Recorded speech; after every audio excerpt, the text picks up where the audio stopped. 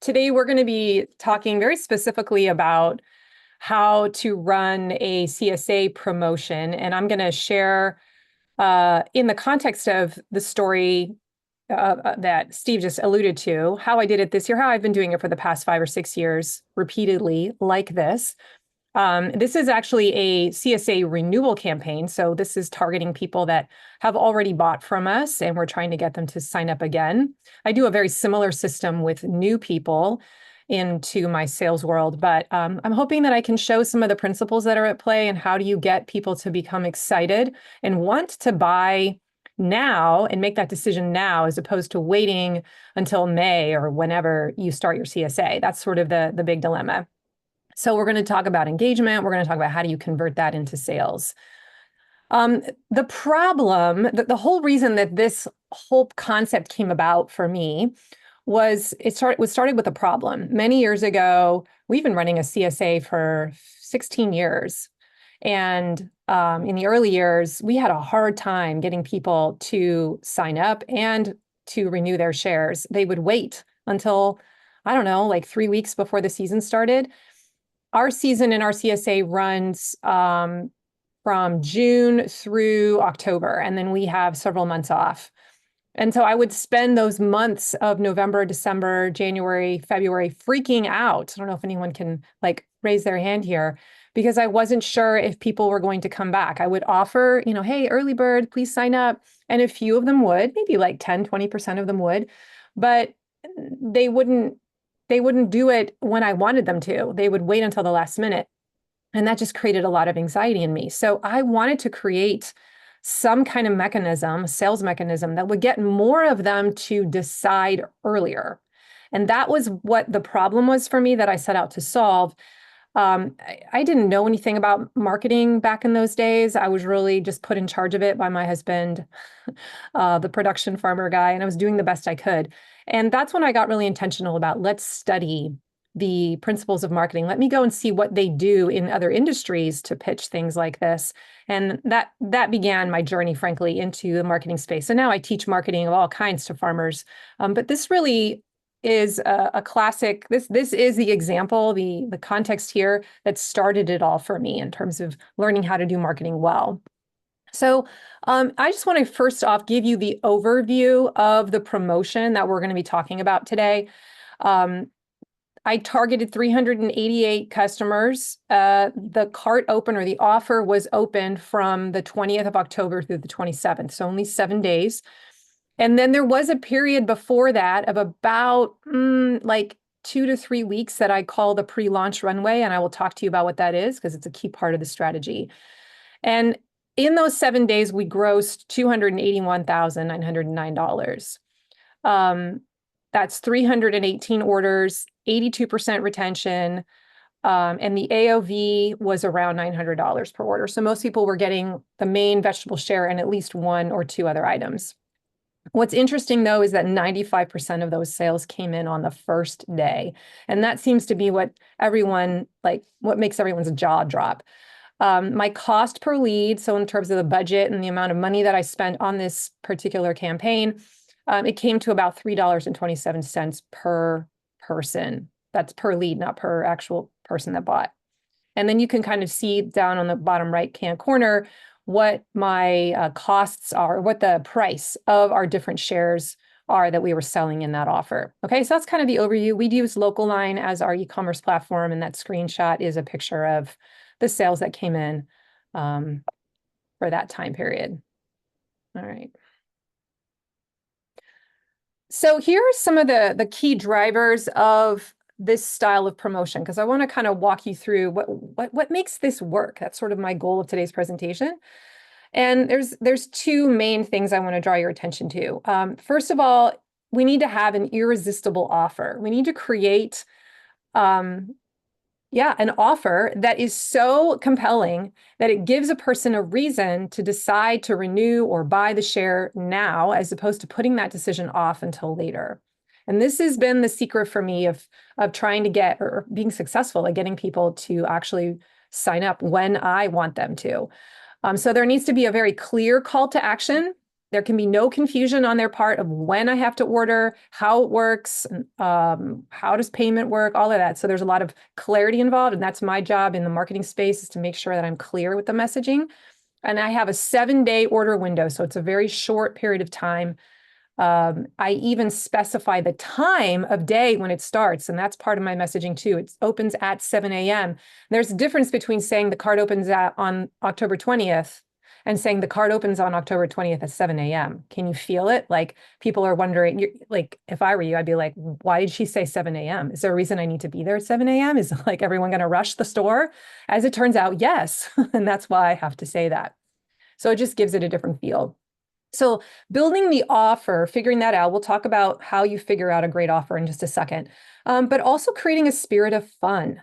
I look at this as an event. Like, we want people to enjoy the promotion process, and you want to enjoy the promotion process, because you'll show up differently as a salesperson if you're excited about it, if you're confident about it, if you are having fun, if you're giving things away. And so you're just in this very giving state of mind. It's easier than to ask someone to reciprocate, right? So we have fun contests. We make it feel like an event.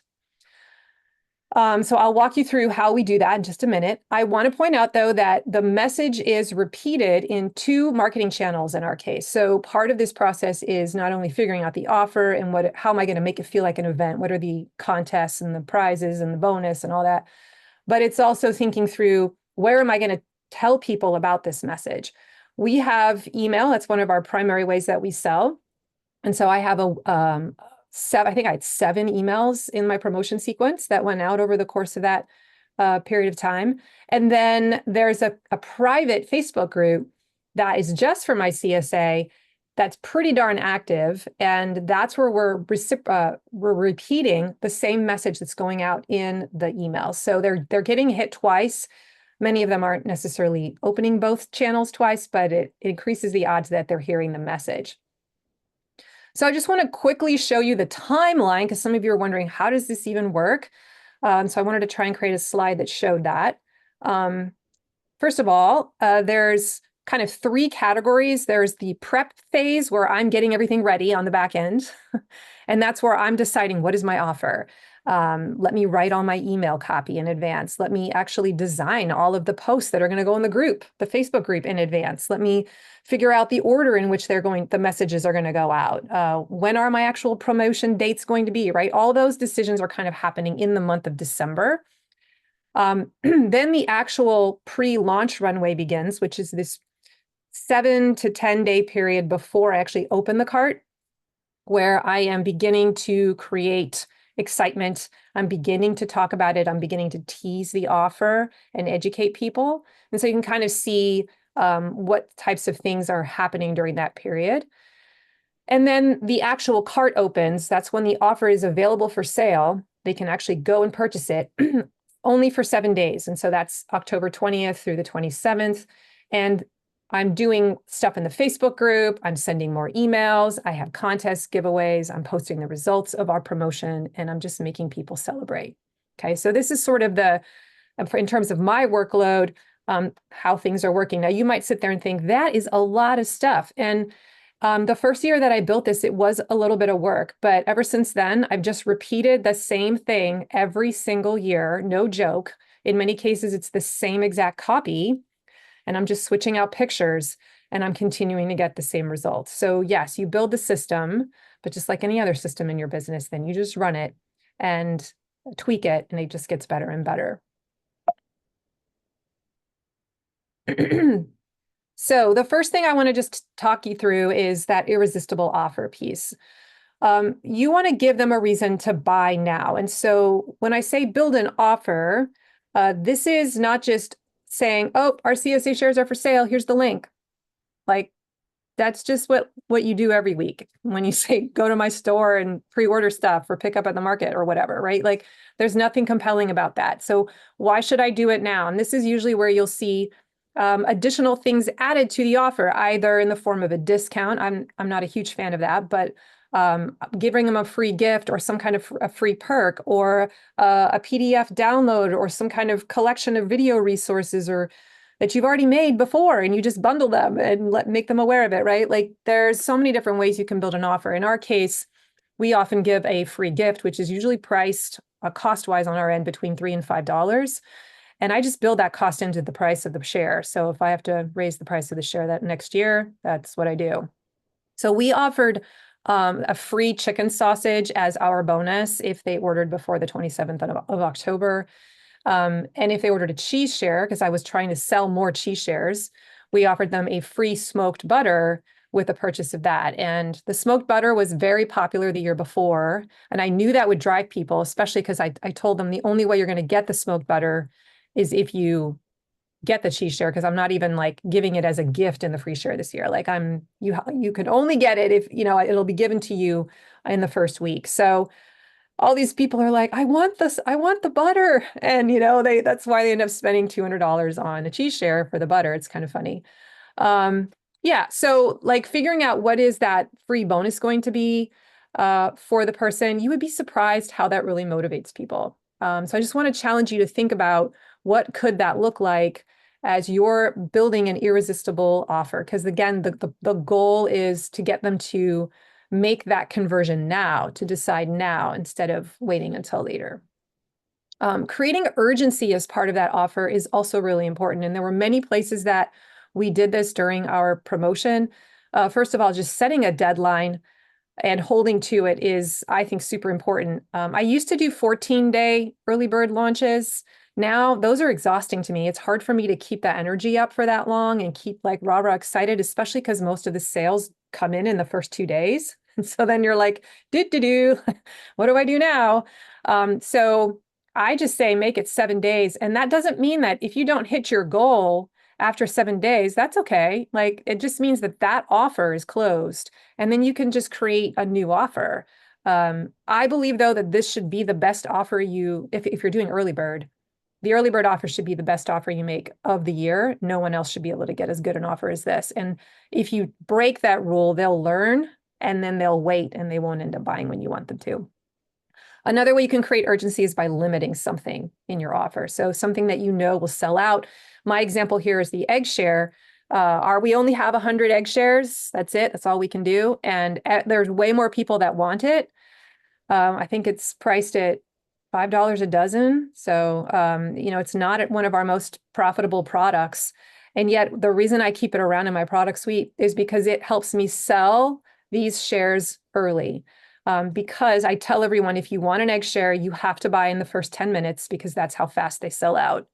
So everyone is coming, like people are waiting at 5 till, just refreshing because they're so paranoid about not getting their egg share or losing the egg share they had last year. So sometimes if you have something that's scarce, you can promote it or, it's not even like a bonus. It's not even like my gift. It's just a fact. It's part of the promotion. We don't have many. If you want it, you have to get in on the first 10 minutes. And that helps drive people to buy when I want them to. Also, just talking about the fact that you have a wait list. You don't have to tell them there's only 3 people on it. You just tell them you have a wait list. And now people think, oh my gosh, there's people who might take my spot. So that kind of communication was going on as well. Okay, so building an offer is sort of like this whole strategy in itself. Second of all is this concept of the pre-launch runway. And this was not something that I realized until maybe like 3 years ago. This is the gold right here. Instead of just sending out your email the day the cart's open and being like, okay, you can buy now. Like I have learned that there's power in teasing the offer in the 2 weeks before you actually make the offer live. You want your people chomping at the bit. You want to educate them about the offer. So this is that 10-day period, 10 to 14 days where you are communicating either through email or in your different marketing channels. You're letting them know what's the price going to be? Are there any changes this year? Is there a bonus? Is there some kind of a perk? Has anything changed? Like all of this stuff is being educated to them so that the day they show up, when the card opens, there should be no question. They should show up with a list with like, this is what I want, and they are ready to buy. They should have a plan B because they're so scared that they're not going to get plan A. That shows that they have like thought this through. They have planned it, right? And they can only do that if you have given them all this information in advance and you've created this sense of urgency. So that's what's kind of happening in that 10 to 14-day period before you open the cart. You're creating content that is doing that. So what does your customer need to know to make their decision? Did you add some new stuff to your product suite this year? Make sure they know all about it. What are their frequently asked questions going to be? Did you drop a pickup site? Did you change your price? Are you adding a bonus? Well, what are they going to be excited about? And so I communicated this all through email. I would decide these are the key talking points that I want them to know. And I would oftentimes just send one email per talking point.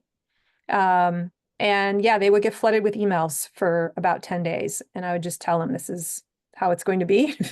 If you don't want to get these emails, but you want to keep getting my other ones, click here, right? And they had that option. But we were trying to share it as much as possible in advance.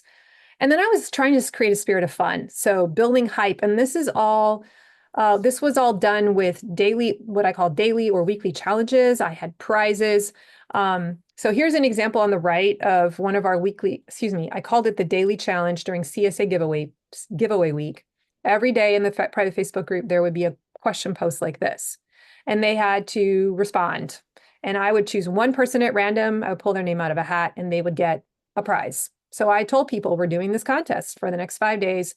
And what was really cool is that people started posting like crazy. I'd get 50 comments, and then that would just cause the algorithm to go crazy. So now Facebook is sending this stuff to more of those people in their feed, right? And people are coming to check back every day, sometimes multiple times a day, because they want to see what are other people writing, and they want to see, did anybody read what I wrote and comment on what I said, right? There's this spirit of community that starts to form through the use of these contests. Plus, some of the questions would even say, who in this group is someone that you really admire for their cooking knowledge? And that was awesome, because then they're affirming one another and tagging each other. And yeah, they're all coming to check and see, did somebody mention my name, right? It's really neat. Here's some other examples of posts that we did in the Facebook group. We had a quick, this was an inspired post for me. I was like, oh, I should just ask them, guess how many people are on the wait list. And that was the answer, 113. Nobody was even close. And I'm sure that number freaked them out. So, and I spent $5 on the cookies. This is not a lot of money. The look for the golden egg was another one. So I hid a plastic golden egg in, I want to say 3 of the egg shares that went out the week before. And if they happened to get one, they had to take a picture, and then they were going to lock in their egg share. Now this is huge, right? Because people are waiting in line 5 minutes before cart open day to try and get one. And so to make that the prize, that didn't cost me anything. I could just allow them to go register early before anyone else. And that was a nice perk. So I don't know if you can see, but these kinds of ideas in the Facebook group just got the whole community all excited. And now it's not just, posting about the shares. It's no, we're trying to have fun events, and we're trying to get you engaged. If you're adding something new, this is also something you can be promoting in your groups or on email. We had added a CSA chicken share this coming year, which is super exciting. And so I was doing sneak peeks and trying to get them to guess what the big announcement was going to be. And that was fun, sort of teasing that out as well. And then giveaways. I had other giveaways, something called 7 days of giveaways. So once the cart opened, every day I was giving away a prize to someone from the collection of people who had registered. So if you are registered early, you had 7 chances to win something. And then at the last minute, right before I opened the cart, I sent an email out the day before, and I said, hey, we're going to give away a free chicken bundle, or 1 month of the free chicken of the chicken bundle share that we're doing. And I'm going to pick one person from the people who buy in the first hour. So now not only have I created urgency for day 1, I've just shrunk it, and I've created an urgency window of the first hour. And indeed, most of our sales came in the first hour. So another kind of fun little hack there. That was the first time I ever did that. So you want your promotion to feel like an event. And, if I could give you any tips, that's kind of where I'll leave it there. Just really think about, can I create contests? You don't have to spend a lot of money to make that happen, but look for, where's the urgency? Where can I make something feel fun? so that people can come back and celebrate. When we were actually done with our promotion, we had a toast, where we met with them on a Facebook Live, and we toasted everyone, and we were sharing the results as we went, and people wanted to know, how are you doing towards your goal? Did the eggs sell out, right? And it was just like everyone was rooting for us and for one another. So it just created this beautiful like community experience. And now we've done this enough times. This is with our fifth or sixth year, that people have come to expect that this is an annual tradition. We have a big rah-rah around CSA Early Bird, and they can't wait to participate in what's Corinna going to do this year, right? So, all right. That's kind of the overview of the promotion. And if you didn't know, I have a podcast. So it's kind of my last slide, where I teach all this stuff. It's called the My Digital Farmer Podcast, almost 300 episodes. You can also just get on my email list, and I'll send you some weekly marketing tips to grow your edge. I'm gonna turn it back over to you, to Steve, because I know you have some questions for me. Yeah. So to Stop pull the curtain sharing. back here a little bit, I pre-sent some of these questions to Corinna, so I didn't nail her with a couple whammies here, and she had to and ah through them. But you answered a handful of them here, so I was kind of taking some notes as you were going through that, and that was an awesome presentation, by the way. Thank you for doing that. Um, Corinna's Facebook group was one of the things that has always just really impressed me the most about all of this system, and just the sense of community that is in there. And she touched on some of that just now. Um, I guess maybe could you expand a little bit more on how you've driven that sense of community, other than just, the timing on, the offers and stuff. And I will say, having watched that, and I know not a lot of non CSA members are in your group, so I appreciate being able to have an eye on that once in a while. But watching people at 7 a.m. literally posting screenshots of their like orders. Hey, I was order number one. I was order number three. What number did you get? She is not lying when she says people were going insane about that. And it was just super crazy. But beyond that, like throughout the year, it's a super active group. And how much are you controlling that conversation? What have you done beyond the sales to like kind of garner that like community? Because it really is fascinating to see that.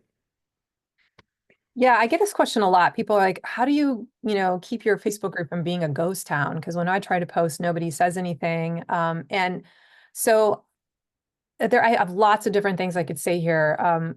First of all, if you're just getting started with a Facebook group, or you're trying to start to create this culture, people need to feel safe that they can actually say something, and they're not going to get shot down, or nobody's going to say anything at all, which is even worse. And so one of the things that I encourage people to do if you're just starting is to recruit people who are in the group to actually personally enroll them, like reach out to them personally and say, will you make a commitment to me? Here's what I want to do with this group. Here's what I know needs to happen for the group to really take off. I'm looking for 10 people who are going to commit to writing something every day in the group for the next 4 weeks, like put a container around it and recruit them to that cause, and be like, in return, I will give you, I don't know, give them a product if you want. You don't even have to do that. Sometimes they'll just do it because they want to, but to actively seek out people. And that's what I did early on. I just targeted 5 people, but I was like, I just need you to be someone that's constantly pushing the ball down the hill for me, because sometimes people just need to see that there's activity going on. So that's kind of one thought, that you can like find some specific people that would do a good job with that. I was in the initial years doing a lot of content creation myself. And I will say that it took a while to get the ball rolling and to get people to start initiating the conversation themselves. However, that didn't bother me too much in that time period, because I am a natural teacher, and I was just so passionate about what I was learning and what I wanted to show people about the food, that I really didn't care if they didn't write back. I was like, I'm just going to put this out there. And so I think if it kind of depends on, if are you able to come from that space of just genuine goodwill? Like, I want to teach you some things. I want to show you some stuff going on out here production wise in the field, or how your food gets to your plate. And now we're in the kitchen, and I'm going to show you how to make coleslaw, or I'm going to show you how this corn cutter works, or whatever, right? Like, it was just any excuse to get on the camera. So there was a lot of creating sort of organic on the fly content. And the reason I think that was important is because it brought people back to the group. They knew there was always going to be something new from their farmer in there if they wanted to connect with me. But over time, I learned that I needed to feature other members as like experts in the group. And I started to notice that some of the people were really good at a certain skill. And then I would reach out to them and I would go over to some of their houses and we would record videos together in their kitchens doing Facebook Lives. That's how it actually started. And then people became known as the grilling expert, the bread making expert, the sauerkraut making expert, and I could highlight them. It was almost like I was celebrating them as champions, right?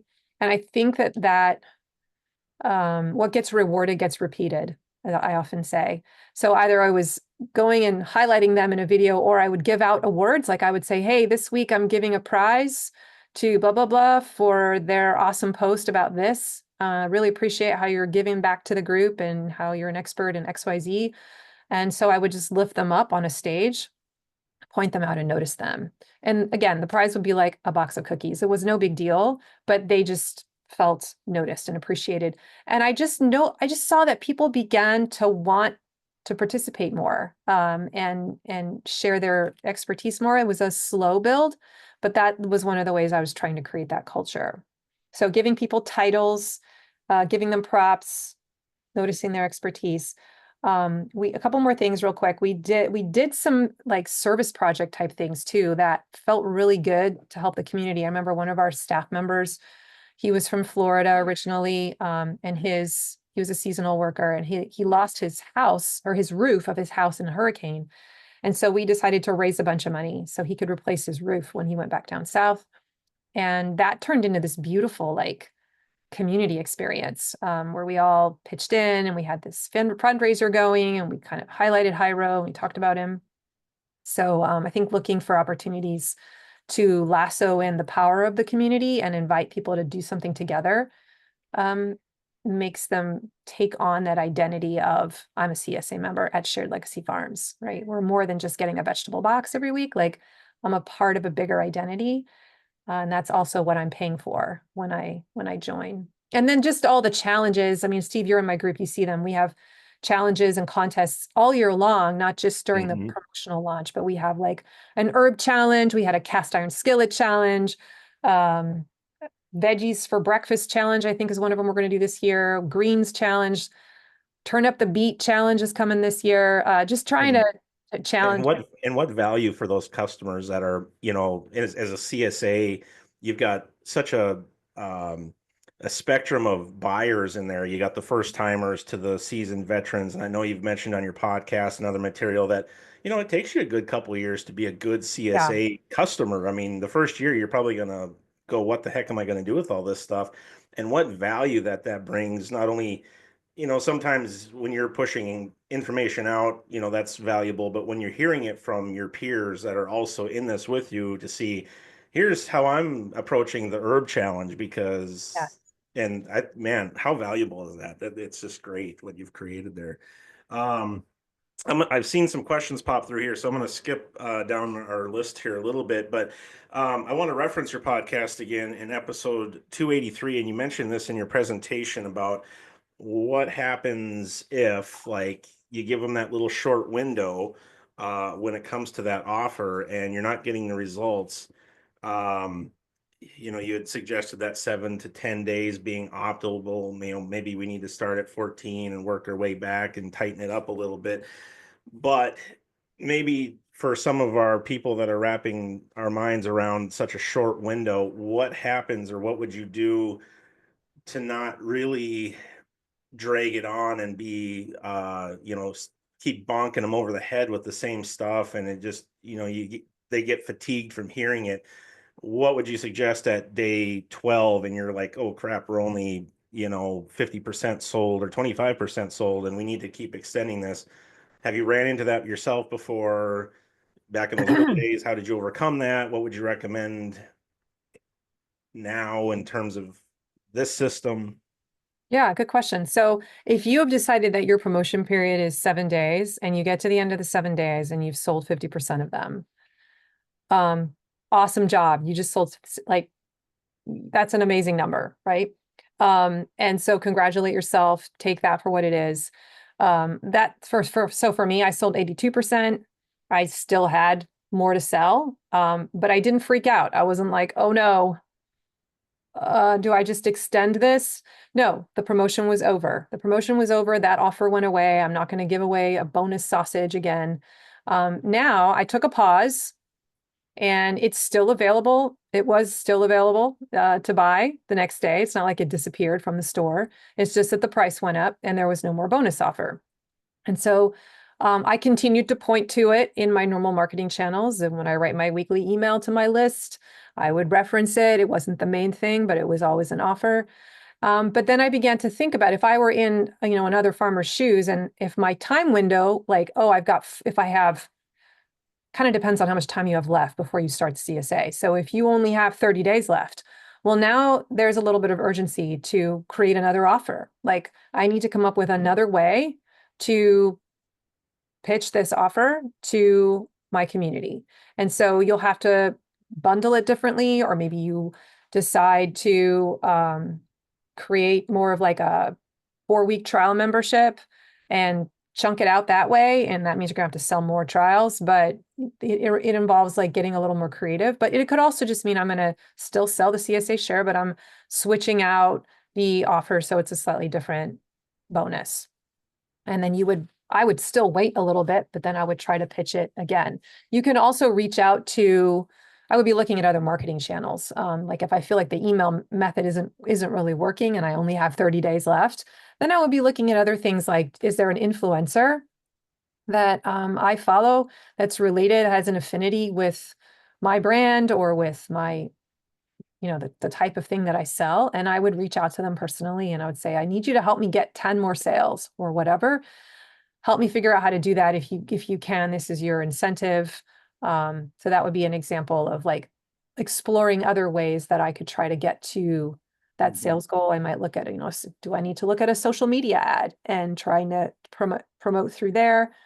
And can I splinter something off of the offer? That was another idea. Like maybe I'm not going to pitch the vegetable share, but I'm going to pitch the fruit share like crazy and put a lot of focus on that so that when they go to the store to buy the fruit share, some of them will be like, oh, there's vegetables, and they'll add that on, right? So you can position the offer or splinter something off and talk about it in a different way. Those are some of the thoughts that I had. But just because you come to the end of the promotion period, that offer disappears, like, no, you can still keep selling it. You just need to change the offer. Mhm. I'm looking at the time and I'm looking at the number of questions that are pouring in. So I think kind of on my list, I could sit here for 3 more hours and ask you a bunch of stuff, but I think let's give some people here a chance. Vanya, do you want to come back on and run through these, or how do you want to handle that? Yeah, I'll read through them and we'll go from there. All right. Thank you both again. That was great. So the first question I'm going to start with is there a method to the months you chose to hold your promotion? Yes, for the early bird renewals, I think it's smart to do it at the very end of your season. So I always run it the last week of my CSA season. Or sometimes it's the week before the last week so that I can give the bonus away in the last week. But it's usually like that weekend. And I think the reason I do it that way is because they're still very active, they're engaged. It's a way to celebrate. It feels like a way to say thank you and to celebrate the season. There's already a lot of energy. And within the pre-launch runway, which is a key part of the success, there's so many more options to me because we're still in season and we can be focusing on things and thanking people and building off that momentum. I have tried to sell during like CSA week. I don't typically find that I get great numbers during CSA week. And I think that's just because it's the end of February and I don't think people are in that mind frame. They're not thinking about spring, at least out here they aren't. So I would take a look at just where do you live, like geographically. So when the temperature starts to change, and it starts to feel like spring, you're probably going to have more luck selling stuff when people start feeling like it's spring. So I'm thinking April and May are probably, you're going to just see a higher conversion rate for that reason as well. So that would be my second option. All right, thank you. Are any of the shares you offer from other farmers or producers? It's kind of a multi-part question. Yes. Do they contribute to your group? And if yes, how do you put parameters around it so that's not too salesy? Okay, that's a good question. So I do have like a flour share, the chicken share, the egg share. Yeah, almost all of them are additional, are from outside people. And none of them are, they're all invited to come into the group if they want, but none of them actually actively post and talk about it. So I haven't run into that issue. In fact, I used to have a creamery that did milk for us, and they did post every week, just letting people know, hey, we have stuff in our online store. If you want to buy additional ice cream or whatever, you can. And I allowed them to do that. So I did give them parameters to say, you're allowed one promotional post a week. And then you're allowed to share just pictures of educational content or just things about your farm if you'd like. But most farmers have not taken me up on that. So that's a shame in my opinion. You have eyeballs, right? You have eyeballs on your brand, so you should make use of it. But yeah, I do think you should put parameters around it and not just give them free rein. That should be like an agreement that you make. And if you sense that they're not honoring it, you need to hold them to it. All right, thank you. How much time do you spend, about a weekly average, doing online marketing, and what can be done in the off season that can be pushed out in the summer and fall busy season? Yeah, great question. I spend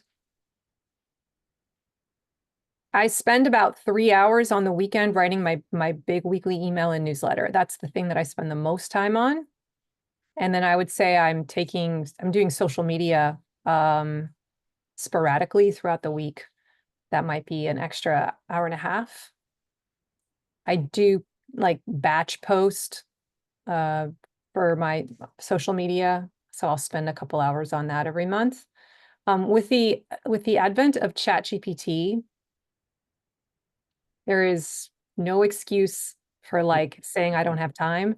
In fact, I just really encourage you guys to try it. It's pretty remarkable.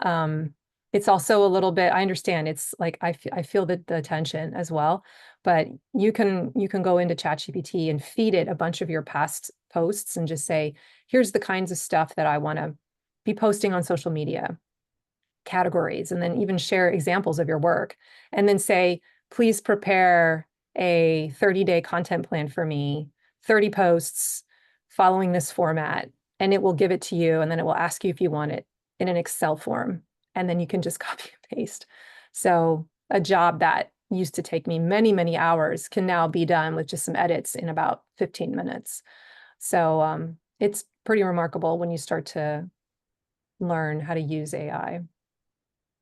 It shortens a lot of this. It'll write emails for you in your voice when you feed it some of your past work.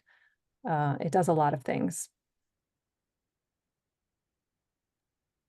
All right, looks like we got two kind of the same question in a row, so I'll jump down to the last one. And if you do have a question, feel free to type it in the chat. And if we have some more time, Steve, I might let you follow up with a couple of more of yours. Okay. What are your success benchmarks for email? For example, email open rate, click-through rate, and conversions? Sure. I can tell you what mine are, but I hesitate to have you say, oh, well, that should be the goal. What I will say is that you should know what yours are, and then that should become the benchmark, and you're always trying to make it better than what yours currently is. So my email open rates for my farm are between 70 and 75%. Sometimes higher. And our click-through rate, I don't always have things to click on all year long, but I would say it's usually about 2 to 3%. I'm trying to remember, what was the other metric? I don't have hardly any unsubscribes.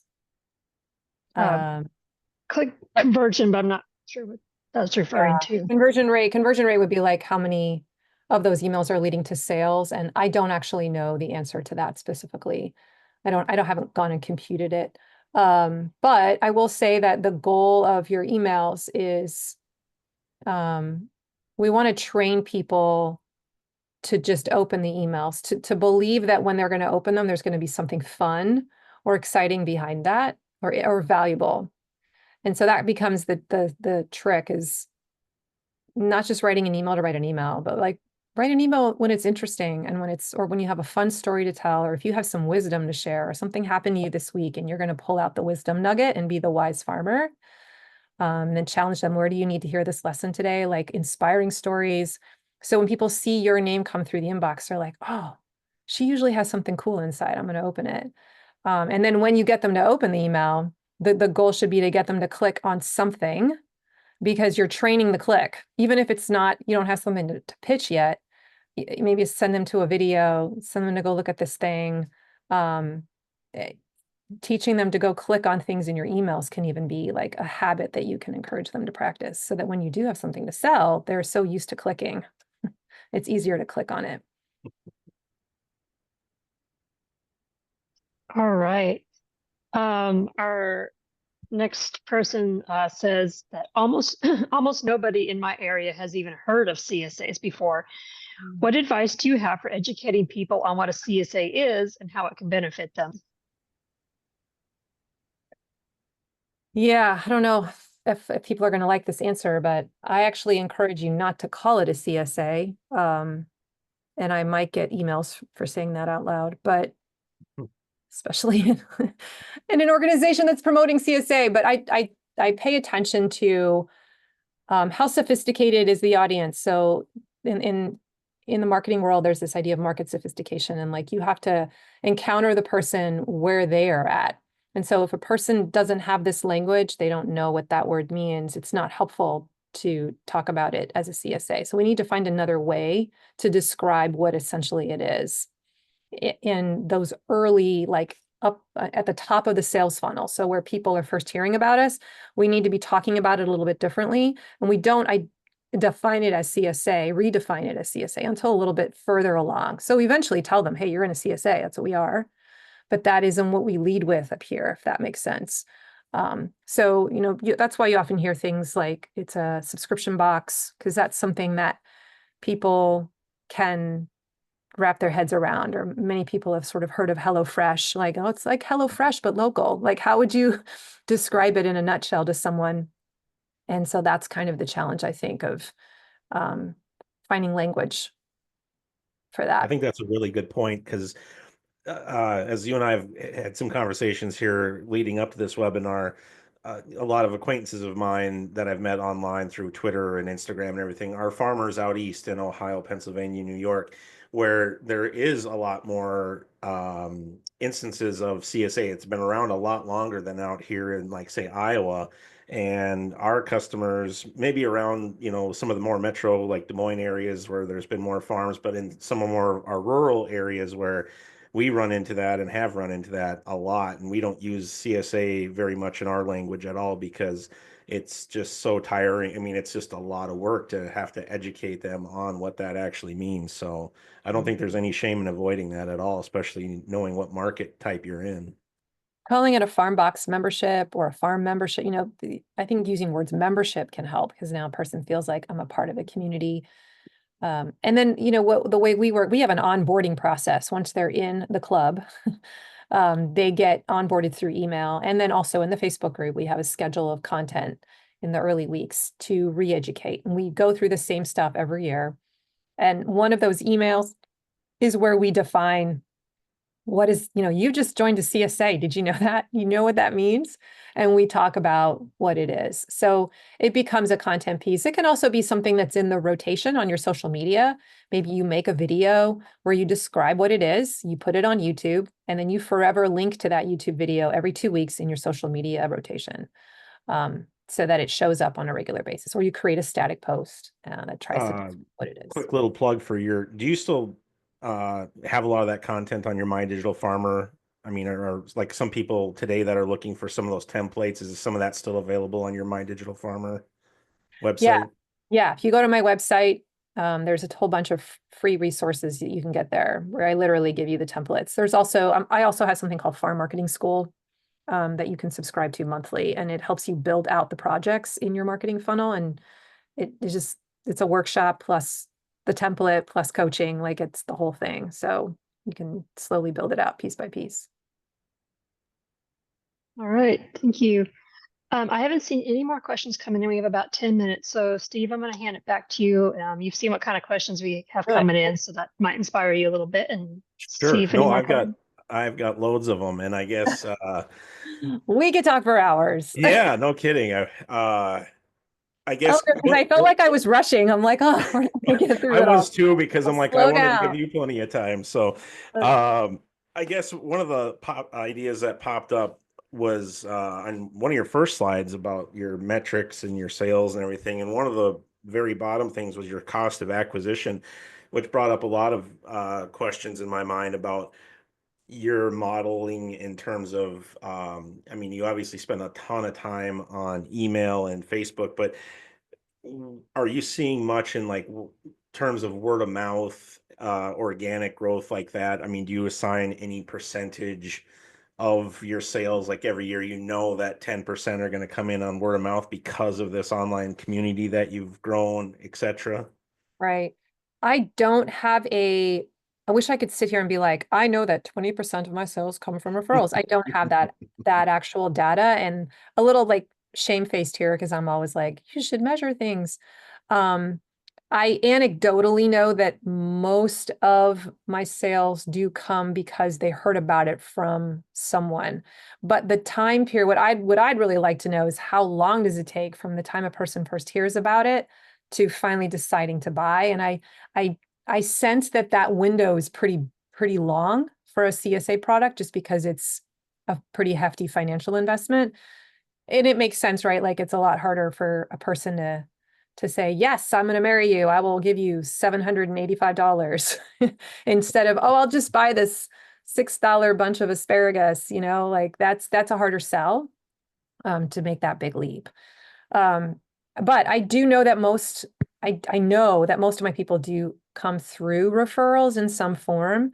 But I don't necessarily have an active system anymore. I used to. When I first began, we had everybody who joined would literally get sent in the mail a letter, and it would include, I think, 5 postcards, and I would encourage them to give those to somebody they knew. I said, hey, you need to help us grow. If everybody can bring us one customer, we're going to be fine. And I just really personally enrolled them in that process. And then I told them, if you do, I have a gift for you, and I have a gift for your friend. And that worked really well. There was one year that I got this idea from my chiropractor. Actually, he was opening his business here in Elmore, and he sent a letter home to all of us. It was a little before Christmas, and inside of the letter was it looked like a gift certificate, like the way that it was worded. And he wrote in the letter, I'm giving you a gift certificate for Christmas, and I don't want you to use it for yourself for a free, like, consult to come in and get your back cracked. I want you to give it to someone else, and I'm going to let you tell them it was your present to them. So nowhere on here does it say that I actually gave it to you for free. And I was like, this is brilliant, because now I can like send something that's worth $45 to someone and say, hey, I got you a free chiropractic visit. And that's how he built his practice. And so I remember doing something similar to that with our CSA members the next year. But there's all different kinds of ways that you can It's track amazing when you your start marketing. seeing these techniques. You just start seeing, you've mentioned this on your podcast many times before about you start recognizing, your dentist sending you cadences and, Mm, sequences, and you start recognizing how much other businesses are actually utilizing this stuff. And yeah. there's just all sorts of ideas that us farmers can grab and implement, even though they're in entirely different industries. Yeah, but I would definitely encourage you to be using your word of mouth, like use your own customers. And there's a lot of ways, there's automations, there's, apps that you can purchase that will, incentivize that happening where you keep track, you get points for everybody that comes to you through a referral. I just have never invested in that, so can't speak to it. See a couple more questions. Vanya, do you want to Yeah, take? yeah, a couple more questions popped up in the chat since then, and we've got I think enough time to answer them.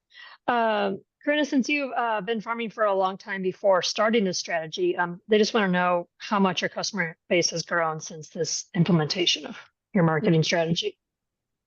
Yeah. So I will speak first to our retention rate. Our retention rate was 60%, 61% for CSA. Because in the early years, that's all we did was CSA. We were just a traditional CSA. And we've always had between 375 and 400 memberships. Starting when I started this formula that I basically walked you through here, in 1 year, our retention went from 61% to 75%. So it was pretty significant. And now it has incrementally gone up like by 1% about every year. So this year it was 82%. Oh. Our customer base has grown as well. My email list predominantly has grown. That's the big one that I noticed the most. And a couple of years ago, we added on a new avenue to sell. So we have an online store platform where people can come and just from week to week and just buy whatever they want and pick up at our CSA locations. Some of them eventually graduate and become CSA members because they're in the line, with all the other people, and they're watching people get boxes and they're like, what is this? But we have kind of now 2 channels. So it's difficult for me that one has been steadily growing as well, that particular marketing outlet. And what I like about it is that it creates a gateway into the business that feels more accessible.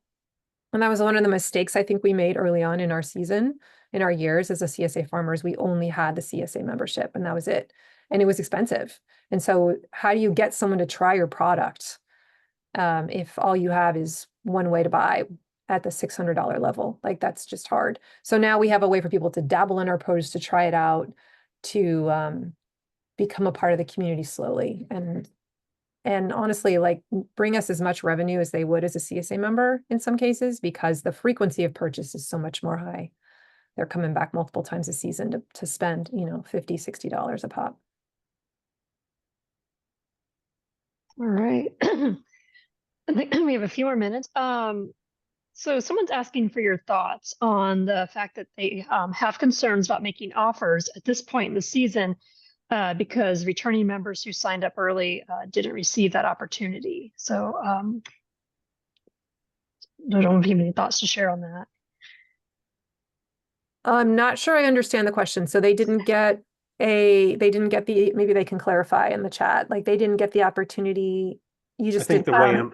I think the way I'm reading that is she already maybe did a sign up period and now maybe trying to implement some of these ideas with an offer. Oh, How do we gotcha. marry those two? Yeah, Because the earlier I people that gotcha. already signed up. I gotcha. Yeah, yeah. Okay, so you might not like the answer to this, but this is what my coach told me many years ago because I had this concern too. You need to give, so let's say that you're going to offer a bonus to anybody in the future who buys during this promotion period. You should honor anyone who purchased before this should get that bonus too. And you should just preemptively send out an email and be like, hey, we're going to be running this promotion. You're going to see me offering this bonus. Just want you to know, all of you who already signed up with me, I'm giving you the bonus too. That's sort of the standard kind of rule of thumb out there if you do that sort of thing. And then moving forward, like now you have a new process, right? But yeah, you're right. Otherwise it does make it look like those people are not going to they're not getting the best offer, right? That's your concern. Mm-hmm. So make sure they do. Make sure they get the same offer. All right, I'm going to do one last question.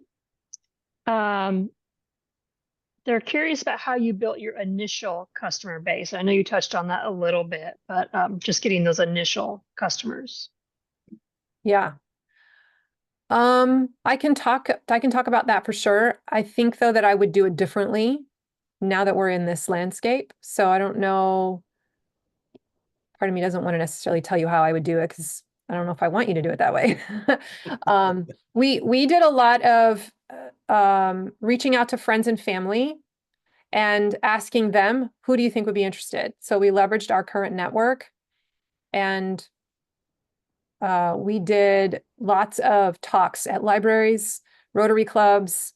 When we reached out to friends and family, we would say, would you be willing to host a party at your house and invite some friends who might be interested? And like we did a lot of that stuff. That was back in the days when we were just trying to get 20 or 30 people. Once we had our core base, then we really leaned into referral marketing. And so I guess that's what I would suggest here is if I had to do it today, start from today, I would be leveraging social media ads, and first of all, getting people onto my email list and then warming them up with some nurture emails and then eventually trying to pitch them. But also doing social media ads to people who aren't necessarily on my list yet to get them into my world. I would be leaning heavily on once you get a customer, finding ways to encourage them to find new customers for you. And that could be like offer building in and of itself too, right? Like creating the incentive prize or the incentive gift, bundling that offer so it's so irresistible that people go to work for you.